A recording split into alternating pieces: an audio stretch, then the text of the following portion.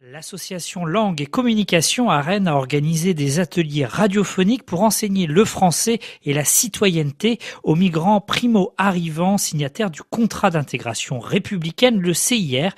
Isabelle Le Guillou, directrice de l'association Langue et Communication, est notre invitée. Alors Isabelle Le Guillou, dans quel but ont été organisés ces ateliers radiophoniques pour ces personnes migrantes, donc pour qu'elles soient peut-être plus à l'aise avec les mots, avec le français, avec la langue? Oui, voilà. Alors, effectivement, Langue et Communication, déjà depuis 3 ans, mène cette action qu'on va un peu appeler expérimentale et un peu innovante d'apprentissage du français pour des publics migrants, primo-arrivants ou en France depuis un petit peu plus longtemps, pour les accompagner dans leur apprentissage de la langue française. Comment se déroulent ces ateliers?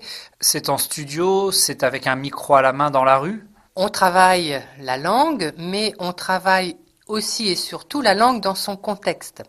Et le contexte, c'est tous les thèmes que l'on peut aborder pour permettre une meilleure compréhension de son rôle de citoyen, de ses droits, accès aux droits, et aussi de ses devoirs. Donc, on a abordé plusieurs thèmes, éducation, laïcité, démocratie, etc., etc. Vous pouvez décliner en effet ces thèmes liés à la citoyenneté.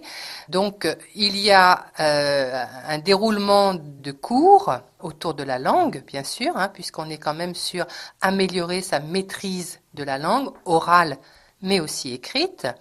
Mais ces cours sont toujours en lien avec l'outil radio, soit sous forme d'interview, soit sous forme de micro-trottoir, soit sous forme de sollicitation, de rencontres d'experts, on va dire, dans un domaine particulier. Ça peut être la santé, par exemple, et donc de planification de ce rendez-vous et de planification de toutes les questions qui lui seront posées. Et c'est aussi un travail ensuite d'écoute de ce qui a été récolté et de montage pour publier sur un blog et sur la radio, la web radio. Alors nous sommes équipés, nous avons un petit studio d'enregistrement et nous travaillons dans ce studio. Isabelle Le Guillou, j'imagine que le vecteur micro, le vecteur radio, c'est aussi pour se faire rencontrer les gens, pour échanger. Je pense aux migrants, c'est aussi faire en sorte qu'ils aillent se confronter à la société, à la vie rennaise. Tout à fait, tout à fait. Et effectivement, lorsqu'on interroge les migrants sur l'intérêt de cet outil dans l'apprentissage, ils ont tous dit on a appris à avoir plus confiance en nous et à aller vers les gens alors qu'on a tendance à se mettre en retrait parce qu'on pense que de toute façon ils ne vont pas nous comprendre. Là, nous avons été obligés d'aller vers et de travailler sur notre expression, mais aussi sur la compréhension de ce que les gens nous répondent. Et alors, à chaque fois que vous faites ces ateliers, combien de participants vous avez? Comment ils atterrissent ici? Vous les choisissez? Cet atelier est ouvert jusqu'à 15 participants. Là, sur cette dernière session, ils ont été 12. Ils étaient 15, mais certains ont quitté parce qu'ils avaient trouvé du travail. Tant mieux, on s'en réjouit. Et ces participants sont en général, ou bien nous les avons rencontrés dans le cadre d'une de nos missions sur le territoire, qui est d'évaluer les besoins de tous les migrants du territoire dans les associations en particulier. Et en fonction de leurs besoins, de leur disponibilité, de leur niveau et de l'intérêt qu'ils pourraient porter à ce type d'atelier, il leur est proposé d'y participer.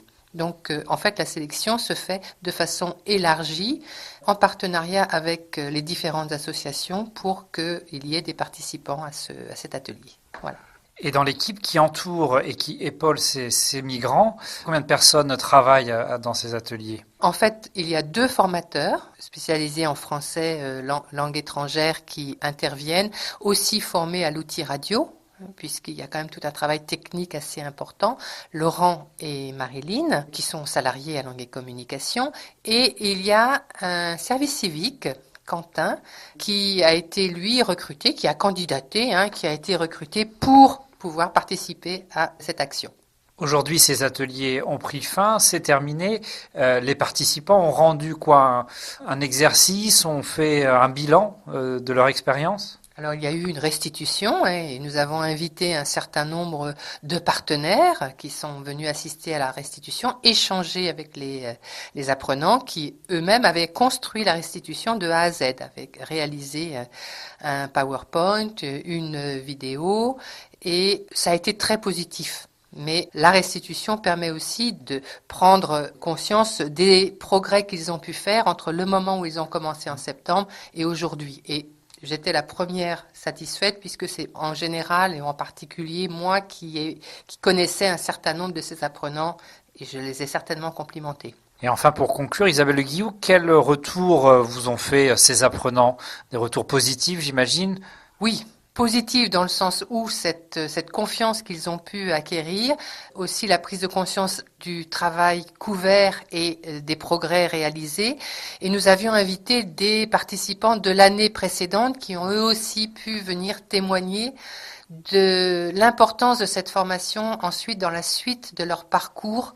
Ils étaient à un niveau faible. Lorsque nous les avons entendus, nous étions particulièrement heureux de voir où ils en étaient arrivés, mais eux-mêmes ont certainement témoigné que de démarrer l'apprentissage de cette manière-là a été pour eux un véritable tremplin pour poser les bases d'une progression en français. Est-ce que Langue et Communication va lancer d'autres ateliers comme celui-ci à l'avenir? Nous espérons bien, mais nous avons redéposé des dossiers, savoir que ces ateliers ne peuvent avoir lieu que si derrière il y a des subventions qui jusqu'à maintenant nous ont été accordées par Rennes Métropole, le service international de la ville de Rennes aussi, et la politique de la ville et la direction régionale de jeunesse et sport de l'État. Mais les réponses ne sont pas encore arrivées. Nous les attendons, mais nous espérons pouvoir continuer parce que ça a du sens que si on peut continuer à utiliser ce type d'outils. Eh bien, merci beaucoup Isabelle Le Guillou. Je vous remercie aussi.